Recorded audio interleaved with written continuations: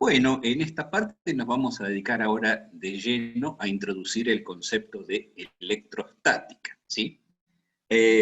Antes de hablar en detalle con esto, tendríamos que decir que de lo ya expuesto, tenemos que los cuerpos, en la inmensa mayoría de los casos, son cuerpos neutros, ¿sí?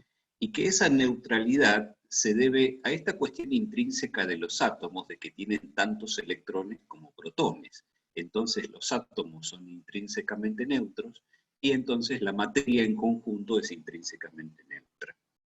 Entonces, ¿qué significa que un cuerpo esté cargado?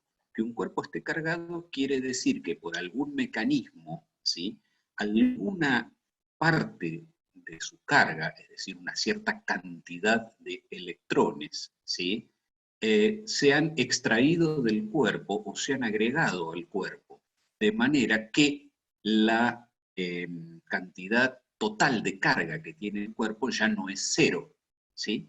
Entonces, eso es un cuerpo cargado.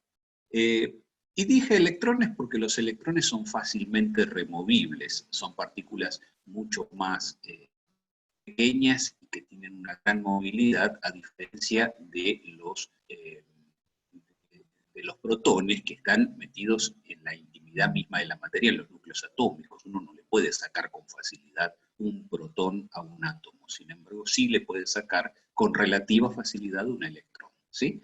Bueno, así como a veces los electrones se pueden sacar de una estructura macroscópica, se pueden agregar y suelen ser en general, y no, esto no es absolutamente riguroso, son en general lo que se negocia en el acto de cargar un cuerpo, ¿sí? Tanto ya sea positivamente, es decir, extrayéndole electrones, o cargarlo negativamente, agregándole electrones al cuerpo. Entonces, con eso aparece el concepto de cuerpo cargado, ¿sí? Ahora pasemos entonces a trabajar un poco con qué les pasa a los cuerpos cargados. Cuando dos cuerpos cargados se ponen uno en presencia del otro, aparecen fenómenos, ¿sí?, inherentes a que se detectan a distancia. Es decir, la interacción eléctrica entre dos cuerpos cargados es una interacción a distancia.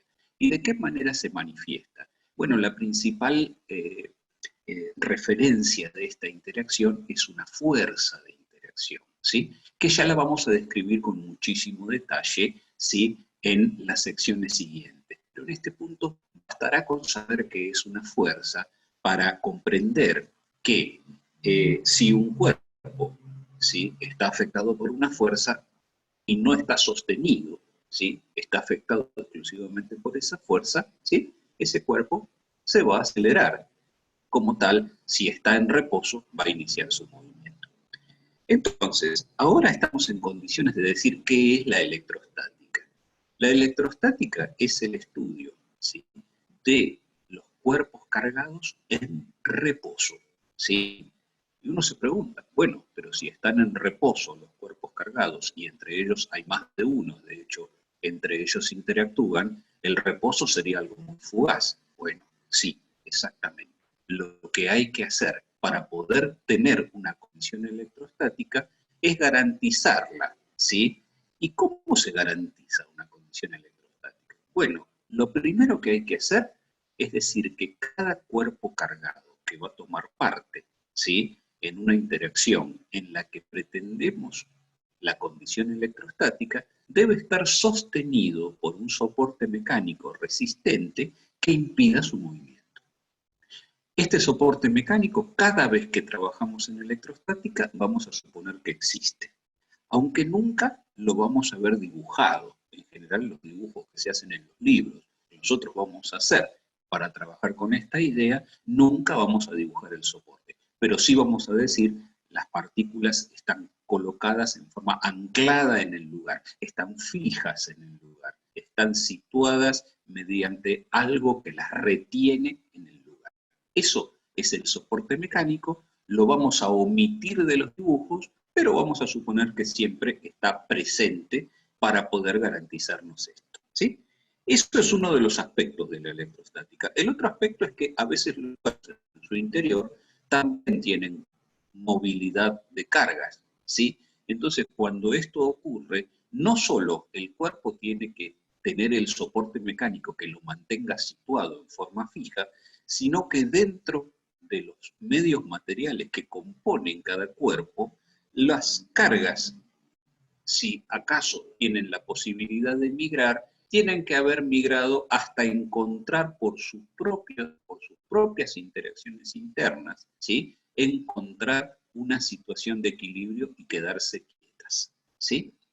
Una vez que eso se cumple, es decir, tenemos soporte mecánico externo para los cuerpos y tenemos relajación interna de la carga dentro del cuerpo hasta quedarse en condiciones estáticas, ¿sí? Esas son las dos situaciones que necesitamos para poder decir que estamos en electrostática, ¿sí?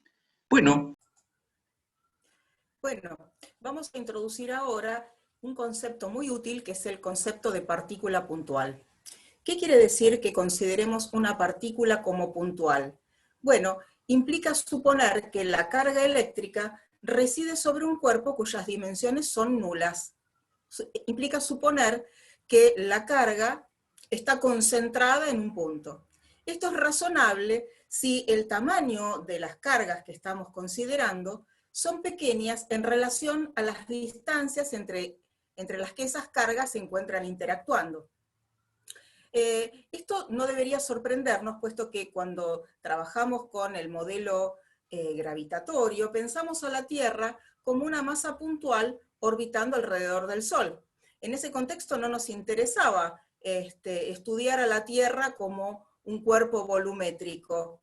Entonces lo imaginábamos como un cuerpo puntual que orbitaba alrededor del Sol y podíamos describir su órbita pensando en que describía una elipse y demás.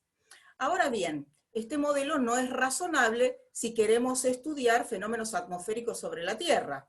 Entonces, hay que tener cuidado respecto de cuándo es apropiado aplicar este modelo y cuándo no.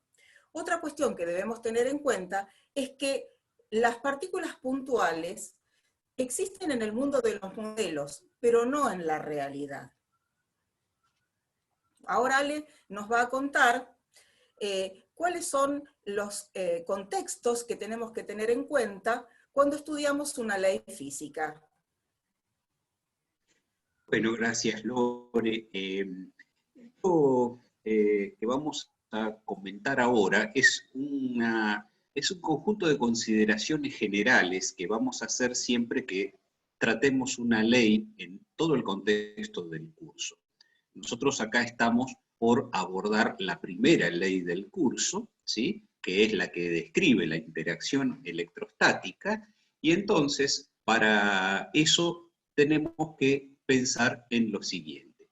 En primer lugar, una ley siempre es un enunciado que en principio nosotros lo vamos a aceptar sin demostración, es decir, que vamos a pensar que estas leyes provienen siempre de la experiencia, es decir, son leyes fenomenológicas, deducidas a partir de la experimentación. Esto no siempre es así, pero en principio gran parte del curso podríamos trabajar de esa manera, pensando que la ley no requeriría una demostración. Después podemos ver que uno puede vincular conceptos y que las leyes a veces derivan de primeros principios y no necesariamente están así. Pero en principio las leyes que vamos a tratar, al menos en la primera parte del curso, tienen esa característica.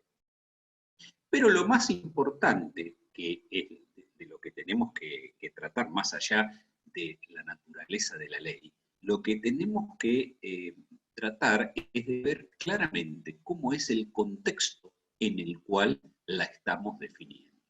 Por ejemplo, siempre vamos a tener un contexto físico, es decir, describir claramente qué elementos participan en la definición de la ley, ¿sí? Y qué fenómeno es el que se está describiendo en ese contexto. Todo eso forma parte de lo que nosotros le vamos a llamar el escenario físico de la ley, ¿sí? Por otro lado, es probable que en todas las leyes o en la gran mayoría, haga falta definir un contexto geométrico, es decir, manejar todos los elementos, ¿sí?, que nos sitúan en el espacio y también probablemente en el tiempo, ¿sí? En este caso, nosotros con el tiempo todavía no nos vamos a meter, pero en principio en el espacio vamos a decir que hay un contexto geométrico, ¿sí? ¿Esto qué significa? Que si hay mediciones que realizar en el espacio, vamos a tener en general estructuras vectoriales, ¿sí? Y vamos a necesitar un sistema de referencia, un origen de coordenadas, un sistema de coordenadas anclado en el origen, para poder hablar de que allí tenemos vectores que están correctamente definidos para indicar posiciones en el espacio. Después tendremos que definir otros vectores que aparezcan dentro de nuestra estructura, ¿sí? En fin, todo lo que hace a la geometría del problema forma parte del escenario geométrico de la ley. Entonces, cuando uno va a definir una ley, siempre primero define su escenario físico y su escenario geométrico. Después que ese escenario está completamente definido, ¿sí?, uno hace el enunciado de la ley. El enunciado de la ley es siempre algo verbal, algo que se dice, que se explica en palabras, ¿sí? Y finalmente, si la circunstancia lo admite, porque el tipo de ley lo admite, puede que haya una síntesis matemática de eso. Es decir, que la ley tenga una expresión matemática donde esté sintetizado el contenido de la definición, ¿sí? Entonces, con todo esto que estoy diciendo, lo que quisiera es, de alguna manera, desterrar la idea de que la ley es una estructura o una expresión matemática, ¿sí? La expresión matemática es una representación que si uno no tiene los escenarios físico y geométrico en el cual lo aplica, no tiene ningún valor, ¿sí? Esto lo tienen que tomar no como una consigna del curso para cuando dicen, a estos profesores les tenemos que explicar esto. No, no. Lo que tienen que tomarlo así es porque ustedes, siempre que tienen una expresión matemática, la expresión matemática tiene un contexto. Si ese contexto uno no lo sabe, saber la expresión matemática no tiene ningún valor, ¿sí? Esto lo tenemos que ir acuñando como criterio para este curso y para todos los cursos y para todas las cuestiones que tengan que ver con la carrera de ustedes, ¿sí? Así que esto hay que trabajarlo siempre con mucho cuidado. En este punto vamos a dejar y lo próximo que vamos a tratar entonces es la primera de las leyes del curso, ¿sí?, que es la ley que nos describe, ¿sí?, el inicio de los fenómenos electrostáticos.